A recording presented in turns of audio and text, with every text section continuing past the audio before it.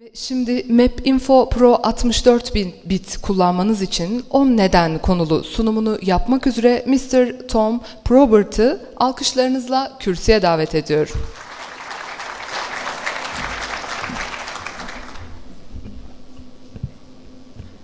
Günaydın, günaydın. Ben MapInfo şirketinde Global Ürün Müdürü.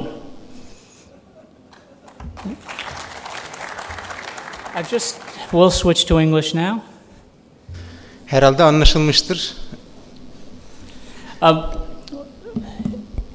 In 2013, we started working on a 64-bit version of MapInfo Pro. In 2014 and 2015 and 2016, we've now released our third 64-bit version. 2013'ten beri MapInfo 64 bitin çalışmaları başlamıştı. Şu an 4. 64 bit sunumunu sunuyoruz. So, this presentation is going to cover 10 things about the 10 important changes that we've made, 10 big improvements to the software. Bu sunumun amacı MapInfo ile alakalı 10 önemli gelişmenin aktarılması. We've listed them here for you. I'll give you a little bit more detail.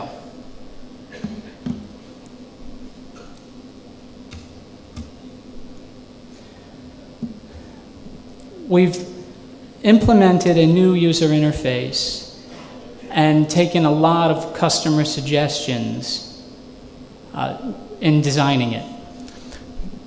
Bunun tasarımında birçok müşterimizden gelen bilgileri değerlendirdik yeni kullanıcı arayüzü için. You can see here a list of some of the improvements. Burada bazı iyileştirmelerin listesini görüyorsunuz. I don't have time to cover them all in detail, but we do have lots of resources for you. Bunların tamamını söyleme için vakit yok ama bir kısmını anlatacağız. One example is many customers asked us for an automatic save and automatic backup for your workspaces. Birçok müşterimizden workspace'ler için otomatik olarak kaydedilmesi ve otomatik olarak geri alınabilmesini istemişti. And there's a lot of other changes. Buna benzer birçok değişiklik var. Starting in version 16, we are connecting MapInfo Pro to the Pitney Bowes Commerce Cloud. 16 versiyonundan başlayarak MapInfo Pro ürününü Pitney Bowes'un bulut çözümüne entegre ettik. The Commerce Cloud provides location intelligence services. Bu bulutta mekansal bilgi ile alakalı servisler var. And what you see here is we've connected the geocoding interface and we give every user credits to use the geocoding. Geocoding yani elinizdeki adresi harita üzerine yerleştirme nokta olarak yerleştirmek için her kullanıcıya bir kredi veriyoruz. A third big change, and this is new in version 16, is we've put in a new interface for thematic mapping. Tematik harita için yeni bir arayüz geliştirdik. I don't have time to do a demonstration, but I would love to show this to you during the breaks and at lunch. Aralarda ve öğle arasında bunları size anlatmaktan keyif duyacağım. Şu anda burada gösteremeyeceğim. Version 16's been out since late October. Versiyon 16 Ekim'in sonunda geldi. We've gotten some really good feedback from customers on this. Müşterilerden gerçekten iyi dönüşler aldık. So I will show it to you if anyone wants to see it. I really want to show it to you. I want to show you a demo. Bununla ilgili size demo yapacağım. We've made a number of performance improvements in the software. Birçok performans iyileştirmesi yapıldı yazılımda. Again, this presentation is very short. We do have details that we can share. Bu sunum kısa olduğu için hepsini burada gösteremiyoruz ama detaylar var. Another thing that customers have asked us for a long time is to be able to use large data files. Diğer bir gelişme ise özellikle 2 GB dosya limitinin aşılmış olması. Birçok müşterimizin yine ihtiyacı olan özellikle mekansal verilerin büyümesiyle, fazlalaşmasıyla bu limit de artık yıkılmış oldu. So you can see here we support larger file sizes, and we've also implemented Unicode support. Hem büyük dosya boyutlarını destekliyoruz hem de birden fazla karakter dil setinin destekliyoruz. Yani hem Türkçe hem Arapça hem İngilizce aynı anda ekranda görme şansınız olacak. And some of the performance improvements I mentioned on the last slide were done to make it practical to work with large files. En son olarak da özellikle büyük dosyalar için yine dizinleme ile alakalı iyileştirmeler var.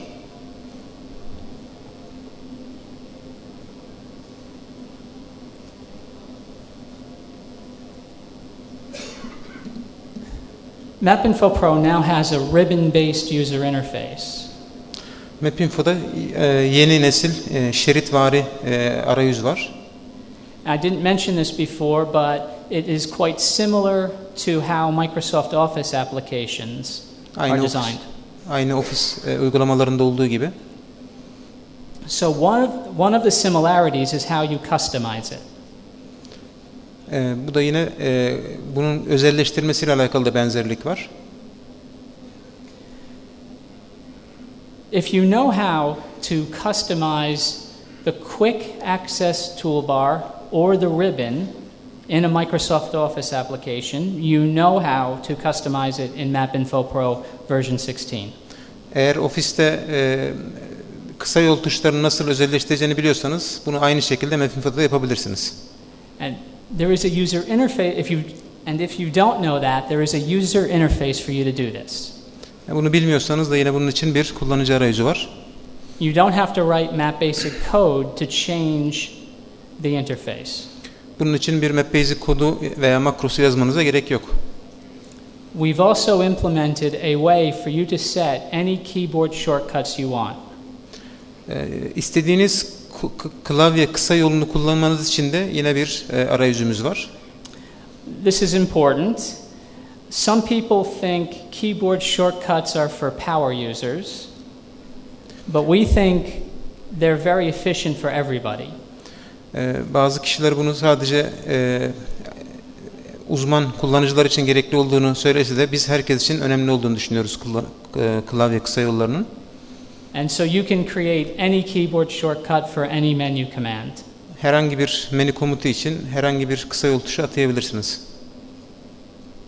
There are a lot of other preferences as well for you to control the way the software behaves.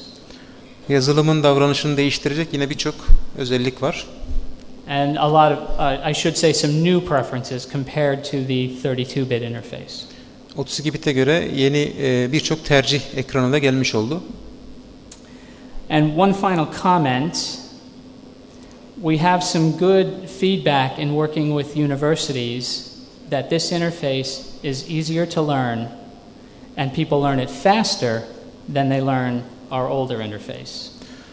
Birçok üniversiteyle yaptığımız görüşmelerde de aldığımız feedback bu yeni arayüzün öğrenmesinin çok daha kolay olduğu şeklinde.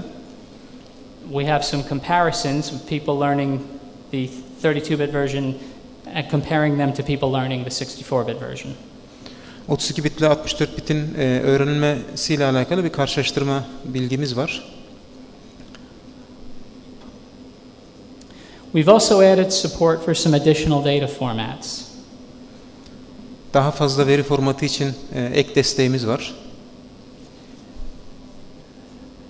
The OGC, the Open Geospatial Consortium, has a format called GeoPackage. OGC'nin GeoPackage diye yeni bir formatı var. It's a way to store multiple sets of data or multiple tables, as we would say, in one file. Birçok dosyayı veya MapInfo diliyle MapInfo tablolarını, MapInfo tablosunu tek bir dosya içerisinde saklamayı sağlıyor. It's the fastest adopted standard they've ever created. Bu bizim en hızlı yaptığımız adaptasyon. And one thing I want to point out is we support it in MapInfo Pro, but we also support it throughout our whole product line. Bunu sadece MapInfo Pro'da değil, bütün ürün ailesinde destekliyoruz.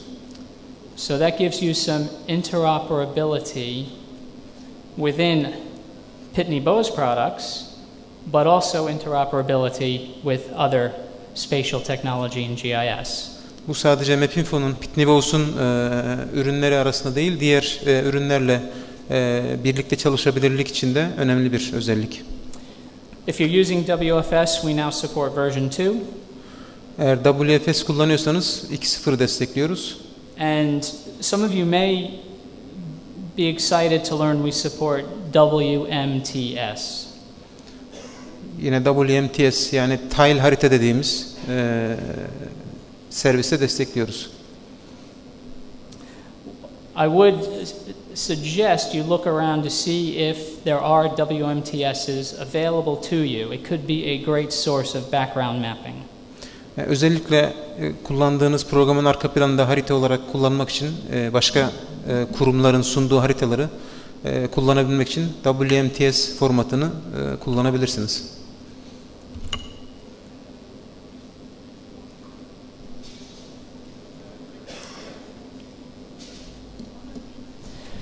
We've also spent a lot of time working on a new raster grid technology. Yeni bir raster gridleme teknolojisi üzerinde uzun süre çalıştık.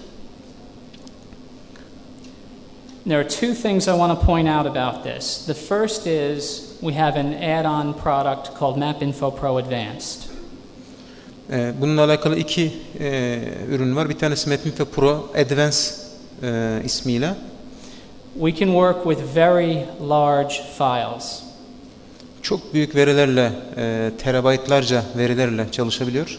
We can create very large files. We can combine many files into one very big file. Aynı şekilde, yani bu dosyaları yine oluşturmanızı da sağlayacak, birçok dosyayı birleştirip tek bir büyük dosyada saklamanızı sağlayacak özellikler de var. And when I say big, I mean as big as you want. Yani burada limit yok. Siz ne kadar fazla dosya koyabilirseniz o kadar büyüyebiliyor. We are still trying to find the limit. Şu ana kadar limit bulamadık. I'm serious about that. This is a challenge. Burada bir iddia var. Siz de deneyebilirsiniz. Şimdiye kadar biz bulamadık. Siz de deneyip dönüş yapabilirsiniz. The slide details how we worked with a 5 meter resolution data set of 3.3 terabytes in size. 5 metre çözünürlükte 3.3 terabaytlık bir veri örneği görüyorsunuz. Just last week we actually have an even bigger example. Bundan daha büyük örneklerimiz de var. We make it practical to use these large files. You can open, pan, zoom, change the colors and do other things all in real time. Bu tabii çok büyük haritaların kullanımının kolay olması için de bunların açılması, kaydırılması, yaklaşılıp uzaklaşmasıyla alakalı da ve bunun çok hızlı yapılmasıyla alakalı da iyileştirmelerimiz var. And the file size doesn't matter. Dosyanın büyüklüğünün hiçbir önemi yok. Now, the add-on has many raster analysis capabilities in it. I'd be very happy to demonstrate that for you as well. Bu özellikleri size göstermek için de çok mutlu olurum. And the raster capability is in Discover. Bu raster özellikleri aynı zamanda Discover'da da var. So you will see that in action if you go to Chris's session later today. Bugün saat 11'de Chris'in sunumunda da yine olacak, diğer salonumuzda. Now I mentioned that is an add-on. But all MapInfo Pro users of the 64-bit version can open and view the raster data files. Bu oluşturulan dosyaları bütün MapInfo kullanıcıları açıp kullanabilir. So you all get some benefit when you're using version 16. Versiyon 16'yı kullanarak bu özellikten faydalanın.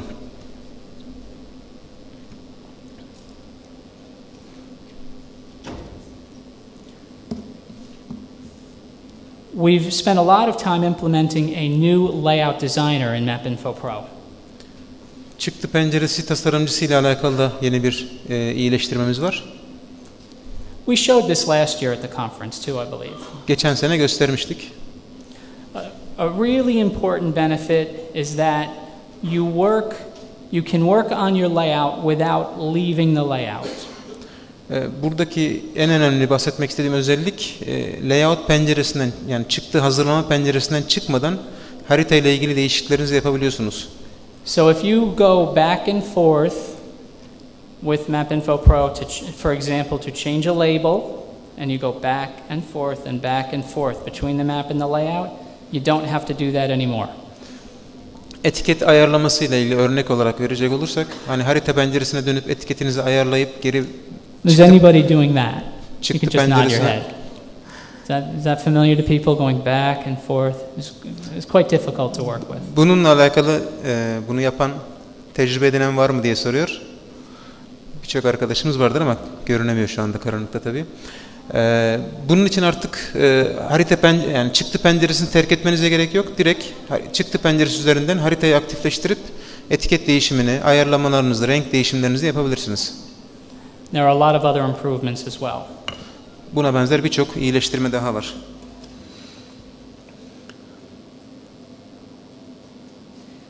Now, if we're going to come up with a new user interface and a next generation MapInfo Pro, it's very important that you can continue to use your tables and workspaces.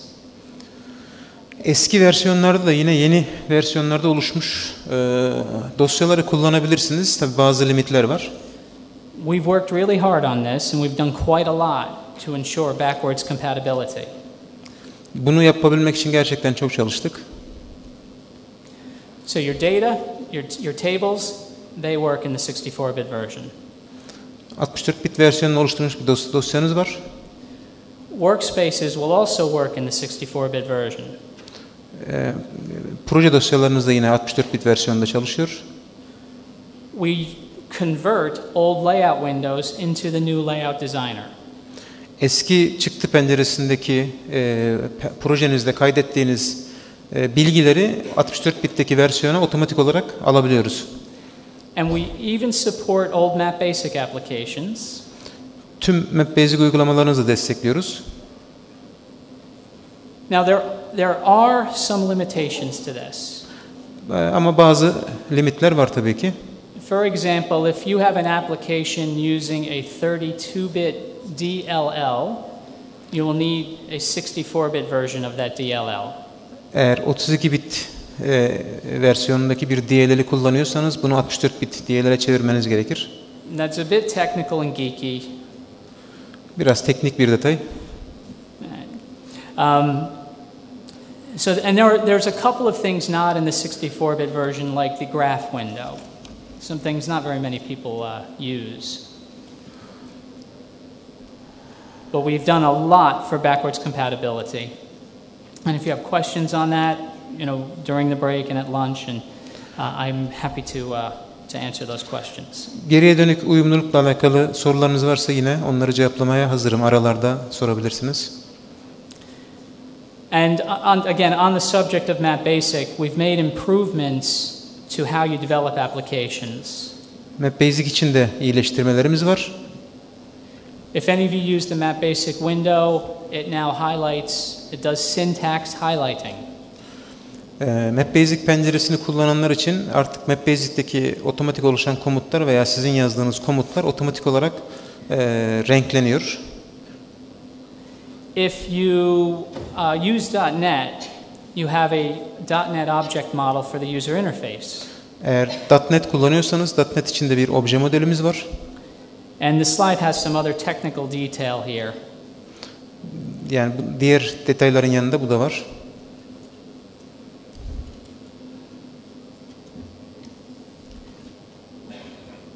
Now, when we create a new user interface for MapInfo Pro, we know we have to give you a lot of help to learn it. MapInfo'yu öğrenmemiz için birçok kaynağımız var. You may, if you've been using MapInfo Pro for a long time, you're used to the old user interface. Uzun zamandır kullanıyorsunuz, eski arayüzü kullanıyorsunuz. So we do have a lot of resources. These are in English. Birçok kaynak var fakat şu anda bunlar İngilizce. Bunlarla ilgili linkleri web sayfamıza da yayınlayacağız. MapInfo'nun sayfasında da bulabilirsiniz direkt olarak. But of course, the Başarsoft team have our best experts here in Turkey. Başarsoft'un ekibi bu konuda bir uzmanlığı var. World class experts, I should say. Not just the best experts in Turkey, some great people that know MapInfo Pro really well. Bunun dışında da yine MapInfo'yu bilen çok iyi insanlar var. If you want more detail, for each of the 10 things, I've put a resource which provides more information. Daha fazla bilgiyi alınabilmesi için 10 tane kaynak var.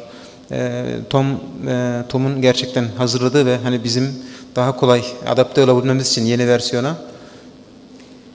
And for any of you that feel comfortable with reading a bit of English, we have a monthly journal with tips and tricks. Bir de aylık magazinimiz var, dergimiz var, ipuçlarıyla alakalı.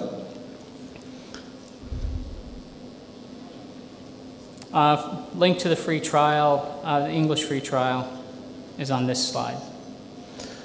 MapInfo 16'nın deneme sunumu bu linkte. Yine Başarsoft sayfasından da ulaşabilirsiniz.